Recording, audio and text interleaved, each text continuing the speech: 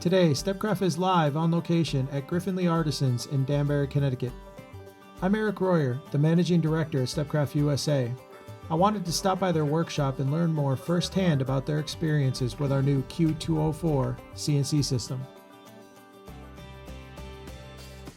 Griffin Lee Artisans has a 3,200 square foot wood shop featuring Stepcraft USA's very first Q204 CNC machine, which over the last year runs daily, producing hundreds of furniture parts. I had the opportunity to sit down with one of the owners, Andrew Griffing. A year ago, when they received their Stepcraft, Andrew was brand new to the world of CNC. Here we are a year later, and I thought it would be interesting to hear about their experiences with the Stepcraft Q204 and learn how this machine has impacted his life as a woodworker and how it helped transform their business. All right, everybody. Today I'm here with Andrew Griffing from Griffin Lee Artisans in Danbury, Connecticut. Andrew, thanks for joining me today. Thank you for having me. Yeah. So Andrew is a customer of ours with a Q204, which is a machine sitting right behind us right now. You got that machine last June. Last June, Yep. yeah. So you were the first one, Yes. actually, to Yeah. receive it. So why don't you tell me a little bit about your business? How long you been in business for? So we've been in business for about 3 years, making just custom furniture, residential at first, and then started getting into some commercial furniture and saw the need to learn how to use a CNC machine to up our game and get more accurate cuts and more consistency. That's when we researched you guys and came up, and since you guys are local, we went up and saw you guys. So how long have you been in business for, you said? About 3 years. 3 years. And you got a partner, right? Yeah, my partner's Dan Lee and Melissa Lee. Okay. They're two partners. So how did you guys meet? I met Dan, about 10 years ago. No, more than that. More than 10 years ago. We were doing remodeling, and my old boss hired him. And then when I went on my own doing remodeling, we were both laid off, so I needed help. He helped me, and next thing you know, he quit. Was working for me full time, and then he went on vacation and saw furniture that he's like, it was crazy prices, and he's like, you could do this for a lot cheaper, and we should sell them. So that's how we started. We came up with some table designs and made some tables, and next thing you know, 3 years later, in a bigger shop and talking about a CNC machine, which never thought I was going to have. So Yeah. Well, you guys have a beautiful shop here. Thanks. I know. So prior to June, you were doing traditional carpentry. Yeah. Just prior to standard June, we were just doing regular like table saw stuff and jigsaw cutouts instead of using the CNC to get now we get perfect circles instead of like semi-perfect circles. Okay. So what was the main reason that you went to look to get a CNC machine? Like what made you drive towards that? You'd never used one I before. never used one, but I wanted to be quicker and then have, so if say I'm doing a circle, the jigsaw, you have to have like a little circle guide and the blade wobbles. Mm-hmm. You never get a perfect cut, or especially if we're doing high-end wood like black walnut or something like that. You Right. want a nice consistency. And we found that, all right, let's try to get a CNC and see if we could make production a little faster, save some time, especially if you're going to do multiple cuts. So that's what we... Now, how long did it take you to get comfortable with learning how to use the CNC? Still learning, so every day is a learning. So I remember in the beginning we were talking yeah, a lot. the beginning it was tough. It was like, here's a Ferrari and you don't even know how to drive. It's like nerve-wracking, but I just started playing around with it, just seeing what I could do. Sometimes I screwed up on stuff, but I was playing with stuff for myself just to learn, and it didn't take too long, a couple months to get a little bit more comfortable, and then you learn techniques and tricks that you didn't realize. Oh, what's this button do? Oh, Now I know initial challenge that you had in the very beginning was fees and speeds, right, with some of the tooling. Yeah. So how did you guys overcome that? Luckily, we buy all our bits from Tools Today, and they use Amana Tools, and they have the feed and speed vector file, right? It's called. Yeah. And so we've been using that, and it's been working for us. Now, do you find it's accurate when you download that file? I'm not doing like something that needs crazy accuracy. Everything's working. I haven't snapped a bit since I used it, and the products are coming out with like no chips on them or mess up. So you're downloading the file. You'll pick a tool that you want to use for your job. You'll go to the Vectric website and download file. the Vetric, Yeah. or you'll go the Mono website, you get the download the Vetric Right, file. or tools. It depends. Yeah, They have it on Tools Today too. Yeah, Okay, and then you import it into your tool library. Right. Now, most of those I found were 18,000 RPM. Is that what you see? Some of it's just different. They do I vary? had one for a metal bit. I think it was 12 or 13,000. Okay, yeah, so they did vary. It does vary, but also because the feed's going faster, it compensates. I guess that's what they know how to do all that math. Right. Now you've not had a smaller CNC before, No, so this is your first. So one. you kind of dove in with a heavier duty machine. Right. Are you finding that the feeds and speeds that you're running are like are they efficient? Like in terms of it seems like sometimes you're just like, why is it's cutting faster than it should, right? I'm not sure if this is the right setting or not. And then it's like no problem. Yeah. At first we were doing the first big project we had that you helped us out on was mahogany, and we were running it too slow, and we were having problems. And we figured that they told us, no, you got to run it faster. And you're like, really? And when we ran it faster, the chips came out better and the cuts came out better. Yeah, I remember that. Because we were doing feeds and speeds on all of our smaller machines for so long. When you were starting that job, I was giving you feed and speed estimates based on our D-Series line.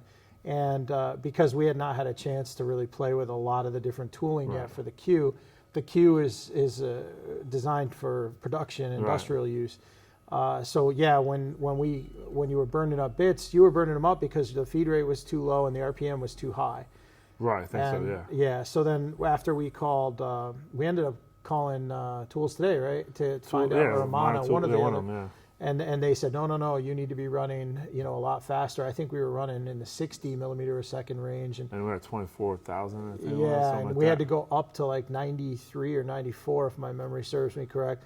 And then drop down to 18. And drop the RPMs down, which, seemed to defy the laws of what we knew. But then you ran that entire job for one bit. We went through 3 bits before that. Yeah. And then it was fine after that.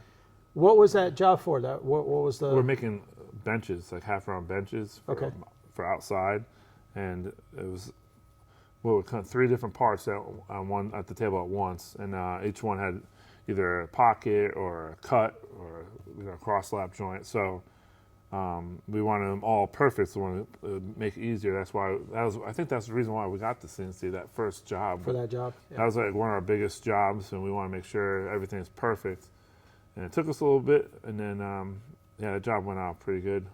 Yeah, that was you ran for over a week solid, didn't you, on that?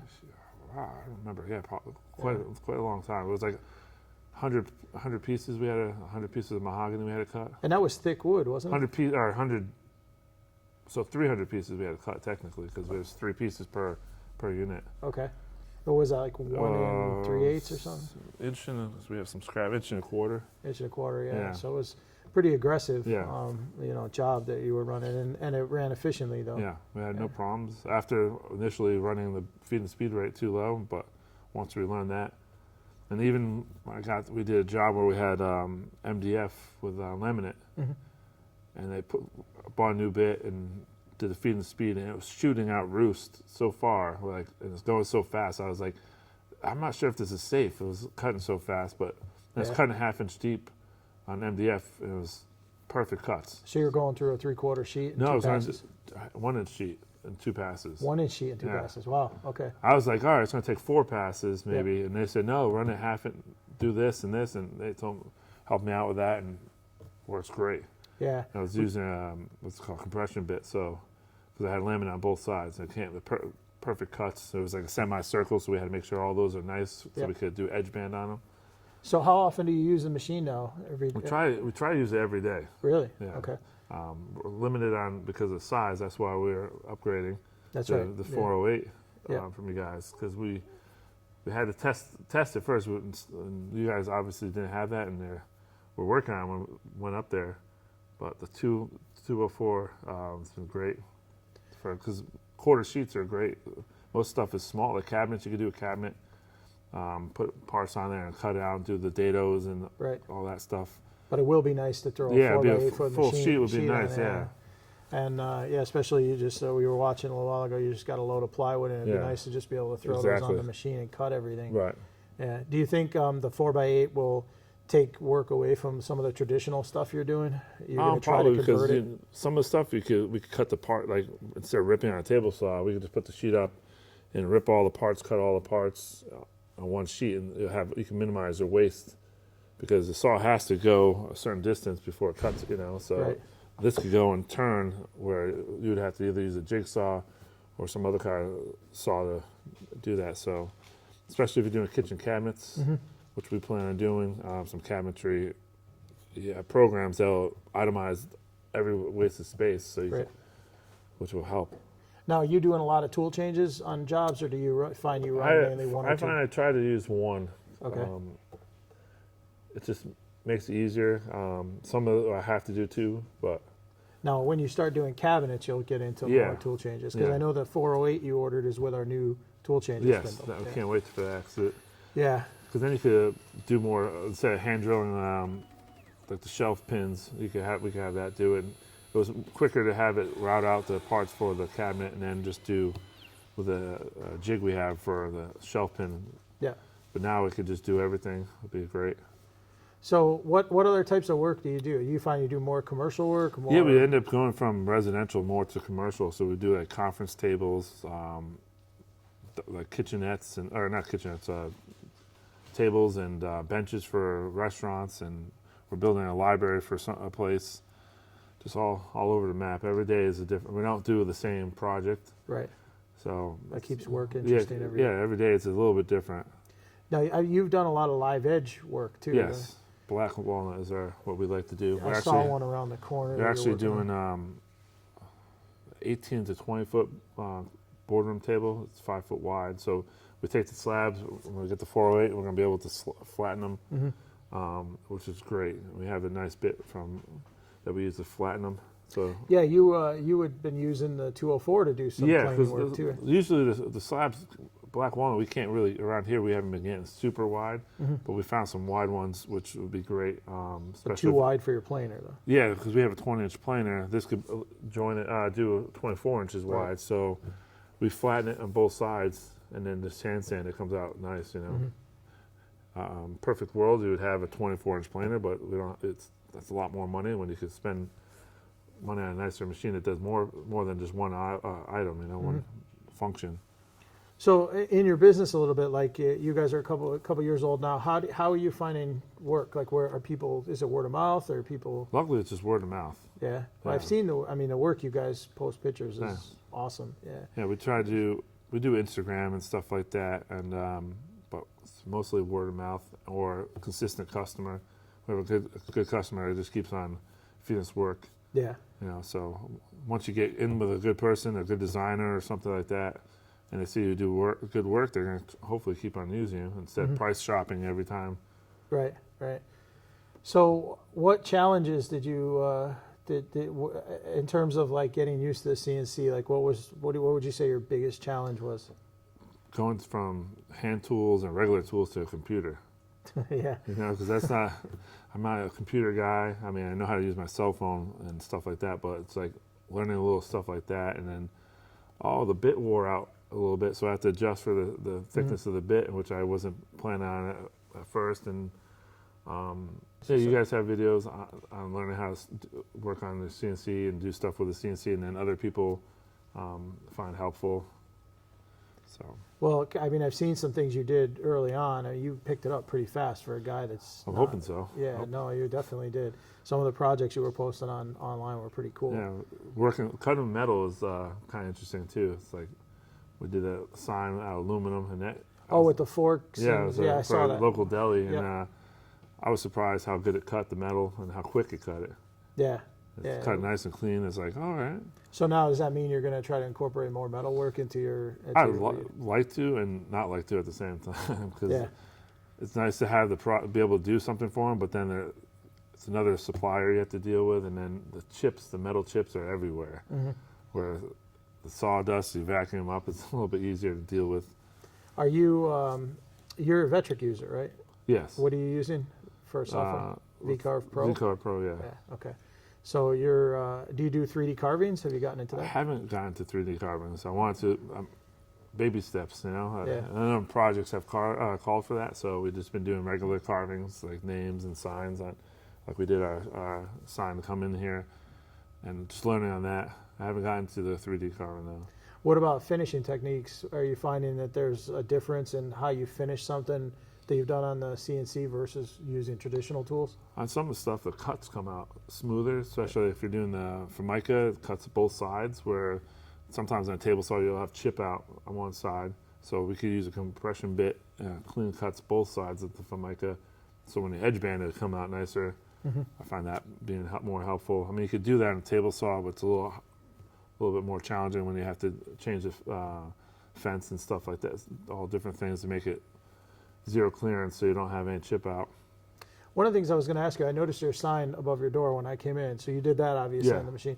So you, it looks like it was pine? It's cherry. It is cherry, Yeah. okay. It looks almost like pine. So you, when you V-carved it and then you painted the letters. Yeah. So like what's your preferred, because that's a pretty common thing when you go online. There's a lot of guys talking about how do you fill V-carved letters. So we do it the easy way. We either set up the planer or the sander. So we spray the letters or paint them, and then run through the sander and just take off the layer of paint and then spray it, and then it's finished. You know. Okay. It works for us. I mean, some other techniques probably are more like one of them I was doing by hand. It was a little pain in the butt. Yeah, that is kind of a pain. Yeah. Because I couldn't sand across it. I can't remember what that one was, but Yeah, I do kind of the same thing. I do a lot of pine, and pine's terrible wood to use when you're if you're going to do the spray method because you have to seal it first. So what I'll typically do is I'll V-carve it in pine, then I'll spray shellac over it, and then I'll paint the letters and then plane it off. That way the paint doesn't wick in. right. Cherry is going to be a harder wood. So It wicks in sometimes. Sometimes, depending on what wood you use, you can actually see the paint going through it and come out in little spots that you're like, I wish it didn't penetrate so far. Yeah. Even the sealing, sometimes the sealant doesn't soak in enough, you know. Have you done that on the machine where you'll you spray your letters on the machine, then use the surfacing bit to plane it off, or No, because I have the sander and planer. Yeah, most people don't have a drum sander. Yeah, so. we have a drum sander and a 20-inch planer, so we have those two. While the machine's doing something else, we could just run them through quick. Yeah. So that helps. So after using the machine now since last June, or almost a year next month. Yeah. What are your overall impressions on it? I know it's your first CNC, so you don't have a ton to compare it with. But as far as you use a lot of high-end equipment in your shop, so yeah, I find that I have little issues, and most of them are my issues from me not knowing and learning. And then, but most of them, I call you guys, and the customer service helps me walk through if there's they're like, oh, it's not working right. They're like, oh, just did you clean this? I'm like, oh, I haven't cleaned in 40 hours of working time, so maybe I should clean it. So just basic maintenance would probably help me make the machine run better. But other than that, I had no issues. I see you didn't even clean it up for today's interview. That's nice. No. Why should we? You want to make it look like we're working. That's right. You're definitely working with it. So you're running a 2.2 kilowatt spindle. The new tool changer spindle you're going to get on the 408 will be the same. Are you looking forward to making the switch from manual to? Yeah, it'll be so much. Even if we didn't even have the bit changer set rack, even just having to be able to hit a button and have it pop off. Using the tool holder. Yeah, without having the tool holder, and be able just to do it in 2 seconds would even make a major improvement. But having it be able to go and change it, and you can walk away and have it do multiple cuts and different bits would be great. Yeah. And then, that's I can't wait for that. And then the new one's quieter, sounds like, right? A lot quieter. This one's not too loud compared to, a shop vac is just as loud as this thing, so it's not that bad. But I'd rather, quieter is better, so I can listen to tunes. That's important. Yeah. Rock out. What challenges are you having right now that you're trying to overcome in terms of CNC? What's the next thing you want to learn? And next step will be doing more cabinetry. And learning how to put multiple pieces on one sheet. For me, it's a baby step, so it's like that's the next step. Take one sheet and be able to cut a whole bunch of cabinets and make one cabinet out of one sheet of plywood without having to take it to the table saw or use a drill to drill holes. It should be able to do everything. Right. And then you can just pretty much walk away A couple minutes later, come back and you have a cabinet all the parts cut. Have you been looking into cabinet software yet? Yeah, I've been looking at Mosaic, I believe it's called, right? Mosaic, and another one that we were looking at is called CabWriter. CabWriter? Yeah, it works in conjunction with SketchUp, and I was trained on that. It's pretty powerful software. It's really easy to use. We don't have the new machine yet. So yes, I know. We're working on it. So once that comes, then we'll be able to see what's best. Maybe do a trial. Figure out one where we could probably get a trial. I am not a computer guy, so you say SketchUp, I'm like, okay, what's that? It's a CAD program. Right. The demos I got from both software. What's kind of nice is if you were to go to somebody's house, like you could bring your laptop, design the entire kitchen in 3D, get them to sign out. You can make any change you want, move things. Right. You can even change cabinet colors, drawer pulls, everything. And then once they're happy with the way it's going to look, when you come back to the shop, you basically just flatten everything, and you'll get a pick list. So it'll say, you need so many sheets of 3/4 inch and or whatever the plywood is, and it automatically nests CAD files. So you'll just load 4x8 sheets on the machine and just cut. And does that also do the pricing? Like, you could set it up to do pricing. I know Mosaic, if you tell the price per sheet, yep. Tell you how many sheets, what the price will be. Then you know what your material costs will be. Yeah. Plus they have a library too, where all of your the standard hinges and different hardware that's used in cabinets is already in there. Right. So if you're doing European hinges, it'll already take care of the placement and where the hole locations and the pockets will already be done for the doors. So you don't have to worry about going in later and trying to do that, which is going to be really nice. I haven't, like I said, I just saw that one, seemed pretty good. I mean, but obviously when we get the machine, we'll be able to test. Hopefully, I think they would offer trials for both, Yeah. See which one works the best for my knowledge, Some might work better for some other people, but some kind of basic. Yeah, well, so then you can come up and do my kitchen. Okay, yeah. Not the first one, though. I'll wait. I want to be like wait till I get better? I want to be like the third or fourth. No, that's the contracted discount. You get the first one. I get the first one. First yeah. one, yeah. So to anybody who might be a woodworker, a cabinet maker that like yourself, that is traditional, does everything traditionally, I mean, what advice would you give them if they're considering taking everything to the next level? Well, just consistency and less jigs, because, I mean, if you want a nice, accurate circle, you have jigs for it. Now you just type in a computer and it cuts it out. It's like almost like a printer in a way, So sometimes it's a little quicker. Or if you want, you could do multiple steps and just while you're doing other stuff. Mm-hmm. So if you're doing something with the sheet goods, you could have it cutting all the parts out while you assemble. So you could technically have two people working for the price of one. Which would be helpful, so I can get rid of my partner, maybe. That's good. But who's going to do all the go get coffee? I'll figure that out. I see. You gotta. So what about as far as your ROI on the investment on something like that? I mean, what do you estimate that?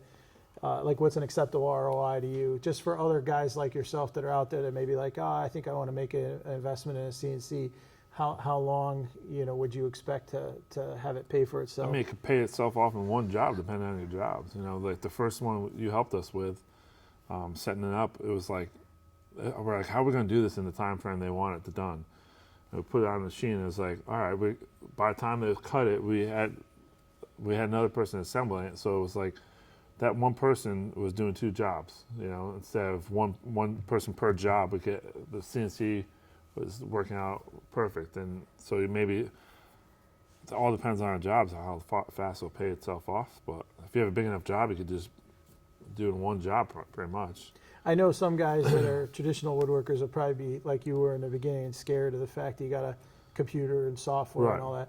I mean, what would you say as far as your learning curve? Because from the way you describe yourself, you would say you were kind of a beginner, definitely. So I've been doing carpentry and stuff for, 15 years, and nothing.